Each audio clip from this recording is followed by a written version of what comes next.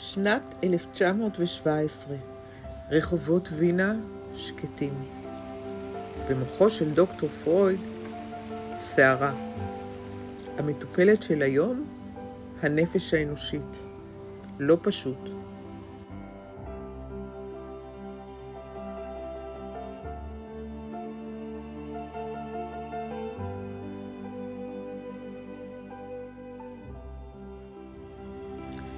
חדר טיפול וינאי, שולחן, ספרים,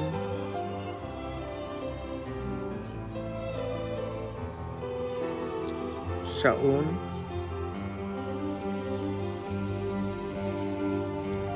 כורסה והספה המיתולוגית.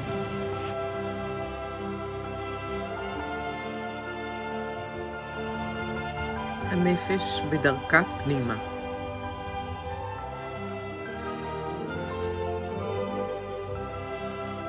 הנפש נכנסת, משרכת דרכה, עטופה בכבדות. משהו בכמל, משהו בכואב.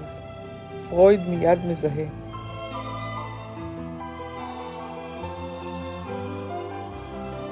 אובדן, אולי אדם אהוב, אולי תקווה, אולי משמעות.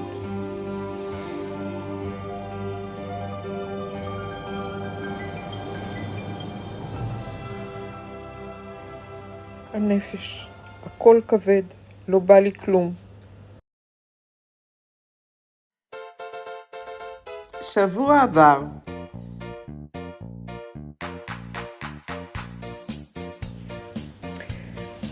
והנה, שבוע שעבר, והנפש קפצה לאולימפיאדה רגשית. היא צועלת, היא רוקדת, היא מדברת מהר. הכל טוב מדי, מהר מדי, חזק מדי. אבל פרויד לא מתרגש, הוא יודע. זו לא שמחה אמיתית, זו רק מסכה. פיסט ששוחרר בלי עיבוד אמיתי. הנפש מנסה לדלג על הכאב וקופצת גבוה מדי.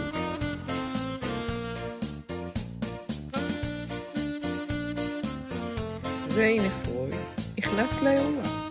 מה עם אותו אובדן? מה עם אותו כאב? שכחתי ממנו. אני בעננים.